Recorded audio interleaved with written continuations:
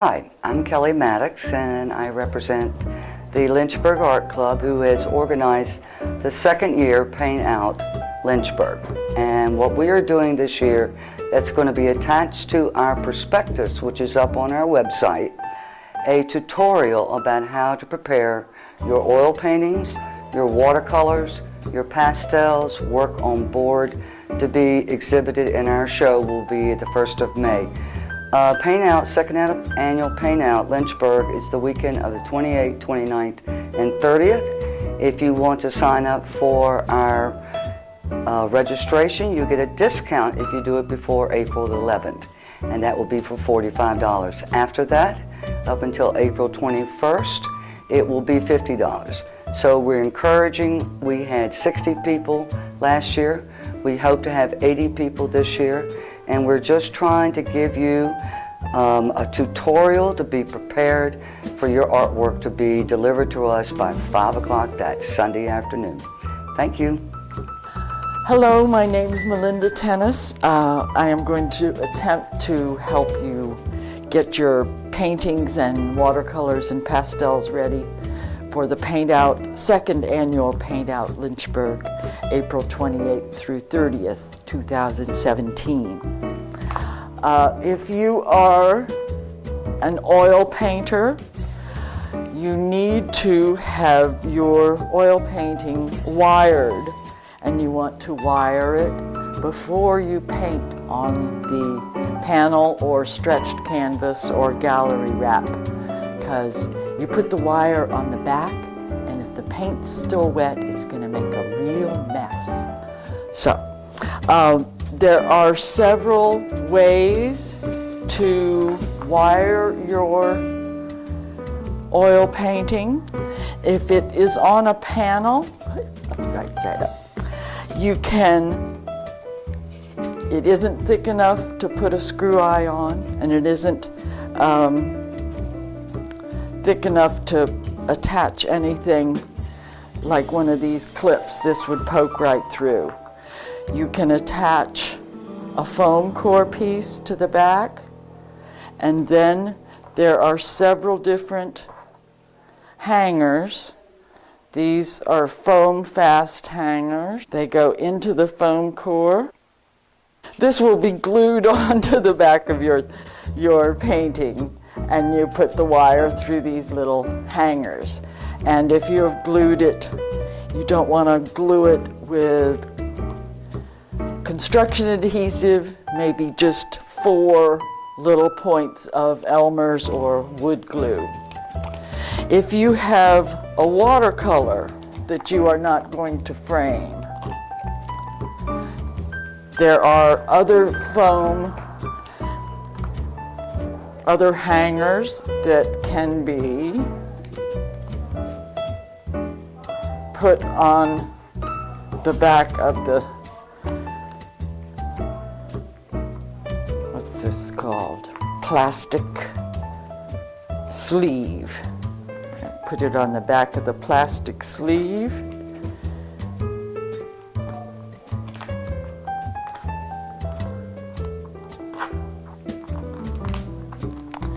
And I do a belt and braces.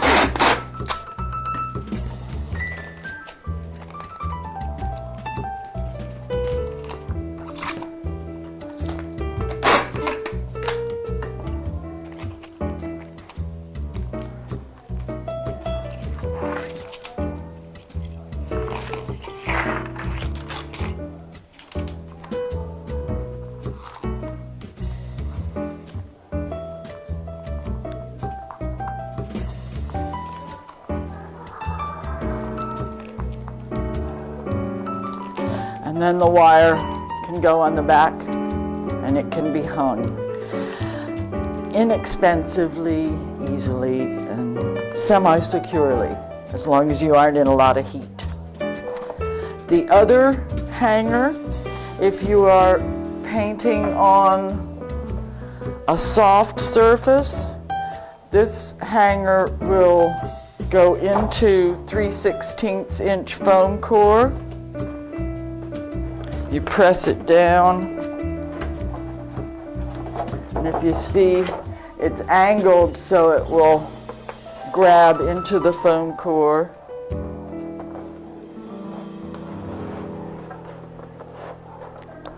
And you can string your wire on there. And you can use the 3/16 foam core on the back of a panel.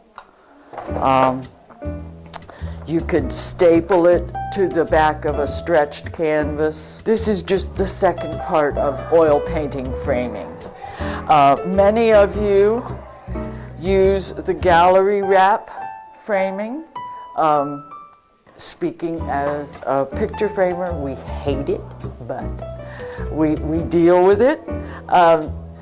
You will also have to wire your gallery wrap before you paint on it, because it does get wired from the back.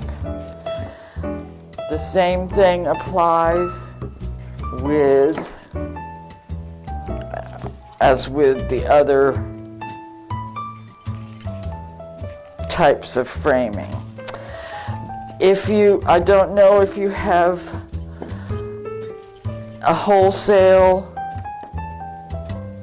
account with United Manufacturers or AAA manufacturers.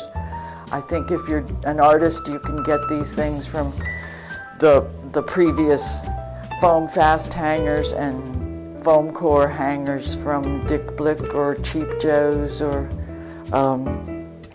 a supplier you deal with.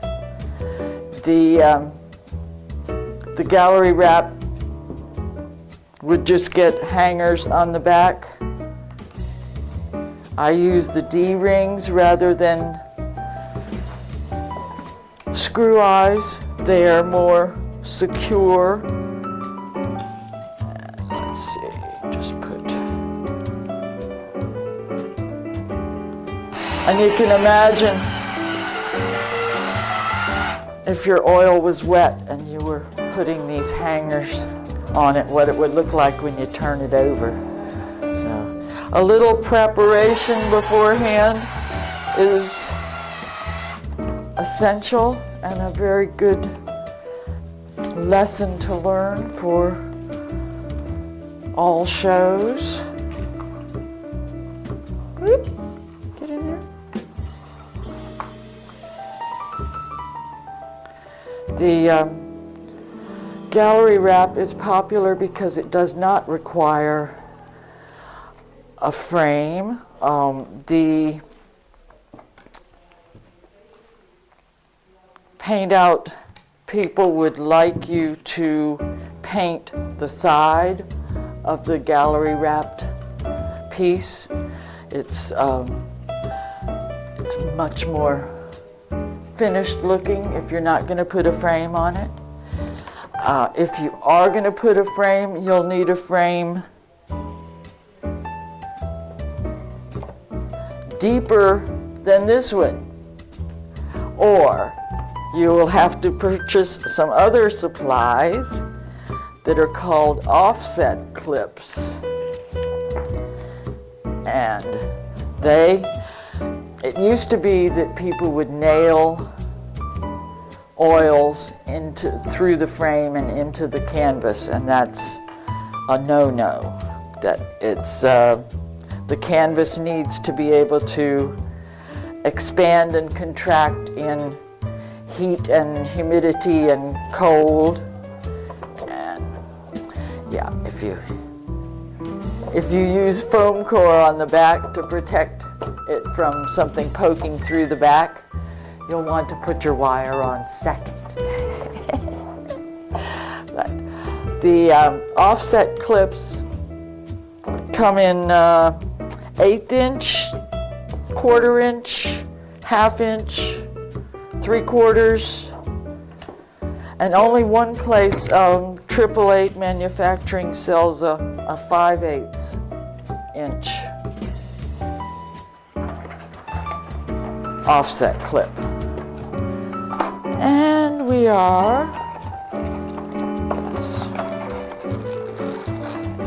screws. If you have a really skinny frame, like this one, You'll have to use number 4 gauge. Number 4, number 6. It's a good question.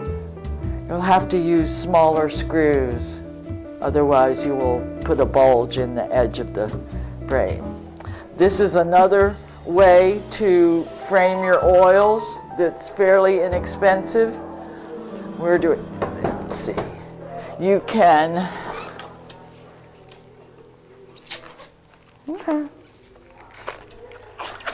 you can get regular lathe stuff. What's it called? Lathe at Lowe's, and you can cut it. Many people just put it on the oil and nail it into the oil. It's not something you want to do as a permanent solution, but it's cheap. It's inexpensive. If you don't want to nail it into the oil, these are handy little things called multi-clips or points.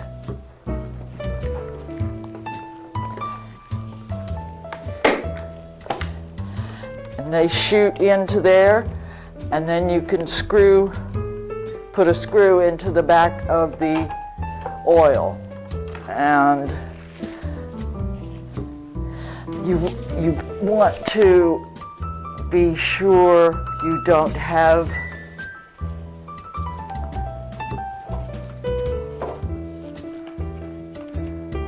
canvas, because you'll start tearing and pulling the canvas when the screw goes in. So you want to trim the canvas off the back where you put the screws. Okay, here we are with a very deep float frame.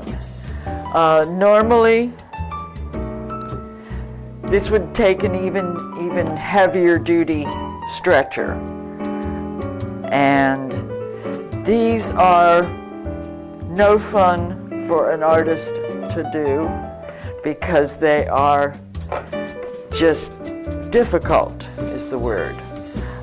When I cut this frame, I cut it either 1/4 of an inch or 1/2 an inch bigger than the outside dimensions of the oil. And then fixing the oil in the frame is just tricky. What I do is put a pile of foam core under the painting, and I put foam core spacers around the edge to center it in the frame. And then you're sure you have your painting centered in the frame. And then,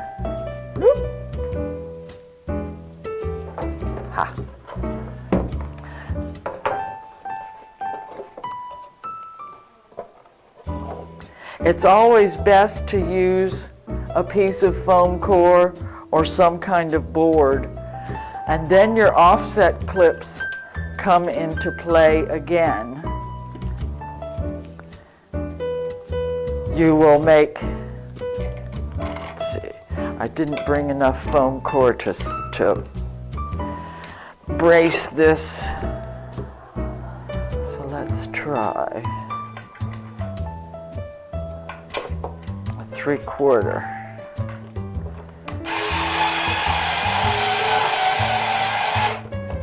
Nope, we're not even reaching it. Okay. Yes, the joys of framing.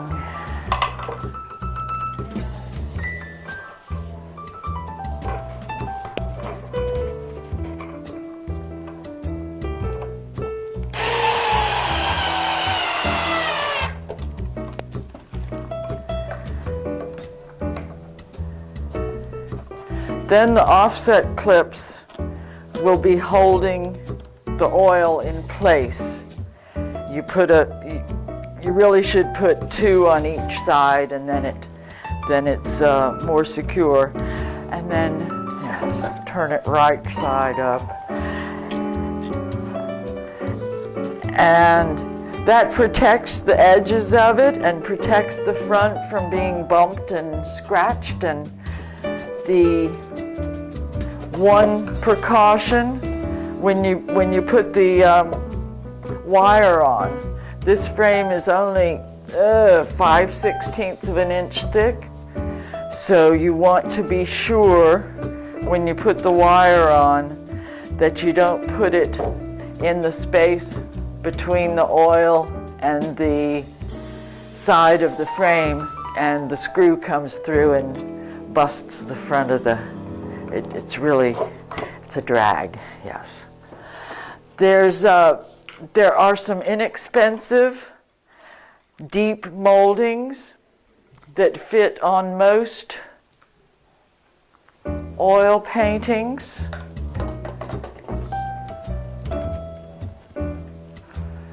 On stretched canvas. Whoop. This one is deep enough that you can still have an 1/8 inch foam core behind it. And also, I wonder what I did with the other painting. I don't know.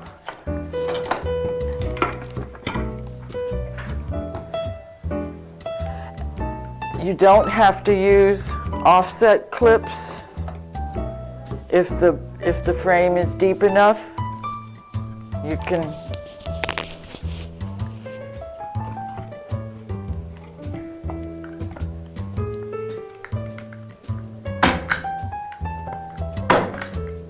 just use framer's points or little teeny nails.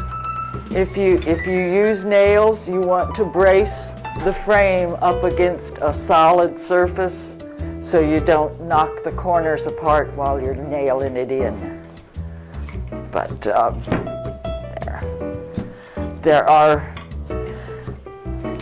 let's see, many different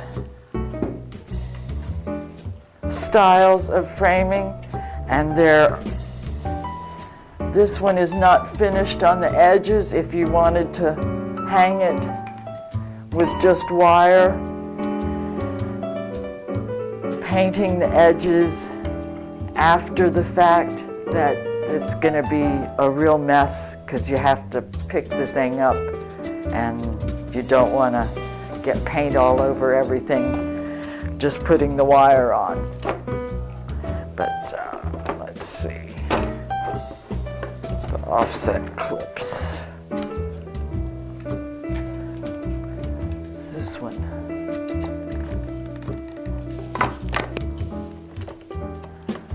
No, not deep enough. So these would take 1/4 inch.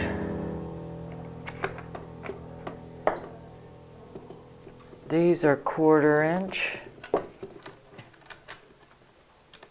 They're not big enough. Okay. Well, it looks like I don't have the 1/4 inch ones, or they're in a box somewhere. A little addendum to all the oil painting framing. You do not have to paint the sides if you are going to float the picture in a float frame. You don't have to paint the sides if you're going to put it in a deep molding. But you want to paint the sides long before the painting is finished so that paint can dry if you are going to gallery wrap or just put the wires on the stretcher strips. So that's all. I did forget one thing on the oil segment. The first thing you do if you are using a stretched canvas or a gallery wrap, you want to check if the item is square. and you check that by measuring the diagonals from one corner to the other and from one corner to the other. If those are not the same measurements, your painting surface is not square. When I cut frames, or when you buy frames in the store, they are square.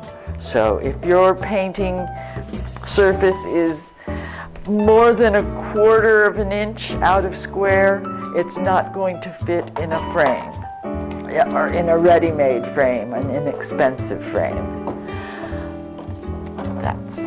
This is a semi-deep molding. It is good for floating watercolors or pastels. The thing with pastels is that you should not have the pastel right next to the glass. It should have a mat on it, and it is best to have a mat with what we call a reverse bevel. I will show you the reverse bevel, and that is because in transit, in moving the pastel from one place to another, it gets bumped, and when it gets bumped, pastel will fall off the paper onto the glass and onto the mat. And if it isn't erased fairly quickly, it will discolor the mat. And so we have, this is some wonderful stuff a guy in Oregon invented. It's called frame space. It fits on the edge of the glass, and we used to have to cut either mat board or foam core or something and glue it to the inside of the glass to give us space between the pastel and the glass. But with this, you can float the pastel on a piece of foam core, or you can back, if you have drawn right to the edge of the paper, which is something you maybe don't want to do. If you're going to mat it, you will be covering up part of your drawing if you put a mat on it, because the mat does need to cover about an eighth. If you cover less than an eighth, it's possible the paper will shift and it will come out of the mat and then crinkle or wrinkle or bend. And the other thing is the reverse bevel for pastels. This bevel is cut in. So if the pastel falls off the paper, there isn't a surface for it to rest on to be dark specks in your painting. And this one, the other good thing to do with pastels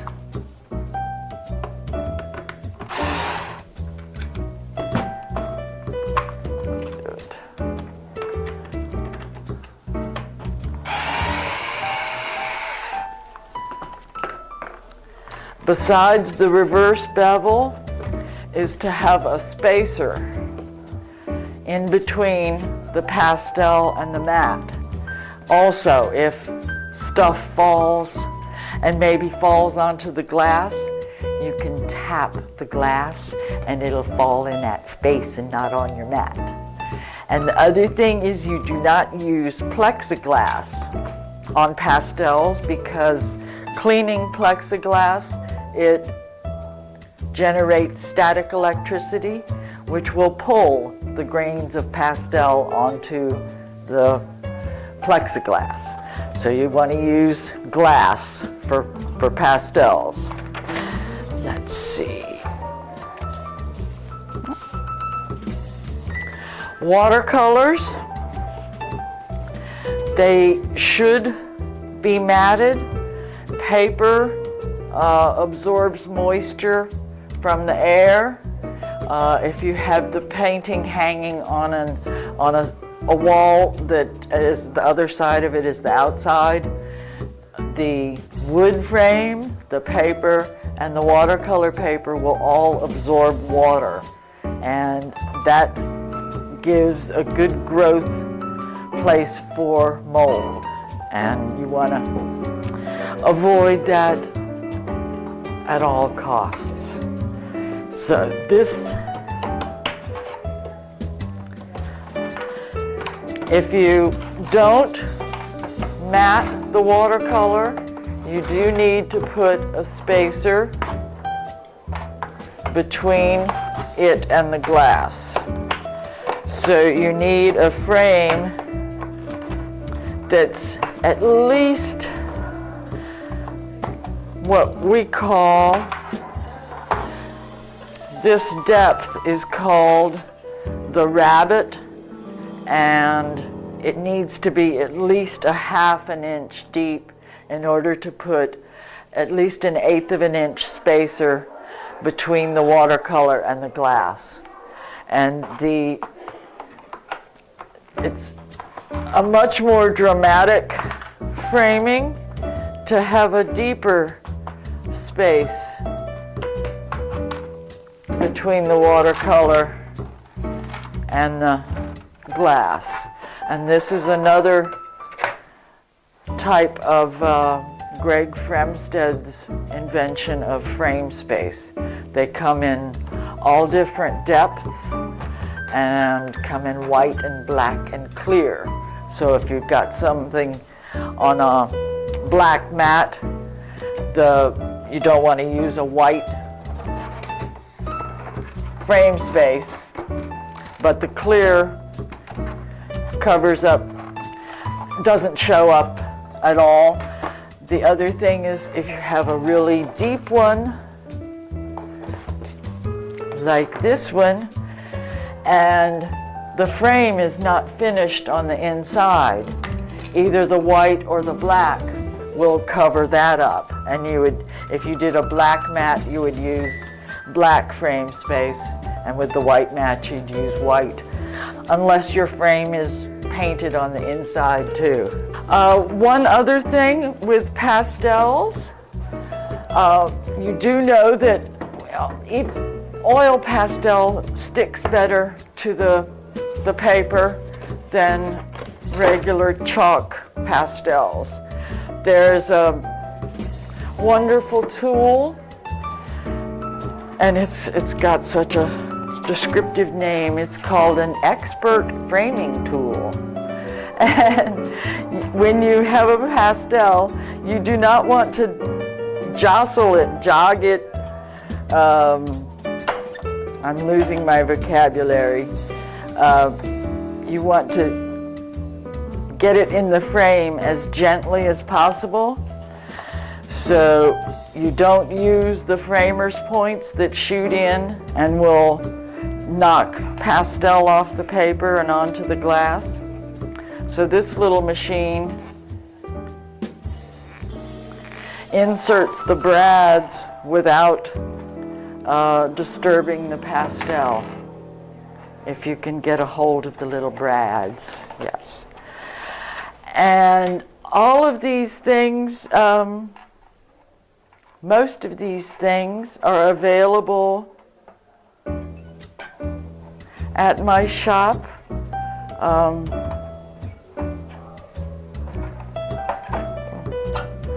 Well, the expert framing tool doesn't knock any pastel off. Oil pastel does stick better to the paper, but I'm sure it comes off if it's jostled to, knocked it. And I think that's all. I'm sure I've forgotten something, but if you have a question, you can call me at my shop. I have a shop on Church Street in downtown Lynchburg, and I've been there 17 years, and I was on Main Street for 18 before I moved up to Church Street. I was a professional photographer in Miami and had to learn how to frame pictures for shows inexpensively. So I learned how to cut mats, and I bought ready-made frames and bought glass at the, Lowe's or the glass shop. We didn't have UV filtering glass. I think I didn't even mention UV filtering, did I, at any point? Pastels do not need UV filtering glass because it's a mineral. It doesn't really fade, but light is heat, and it ages the paper. So for longevity's sake, you want to use UV glass on watercolors and pastels, anything with a matte, because the matte will lose color if you don't have UV filtering glass. And UV filtering glass is clear. Some people keep thinking that reflection control is UV filtering, and if it's just reflection control, it's not UV filtering, but they do have UV filtering reflection control nowadays. You can't use the reflection control if you use more than one matte, because it just fuzzes everything out. If you have two mats, it just totally loses any, it's not sharp and clear. So I'm at 1019 Church Street, downtown Lynchburg. The name of the shop is Melinda's. It's for my old age when I'm wandering along the street and I'm going, that name looks familiar, maybe I'll go in there. And I'll find I'm home.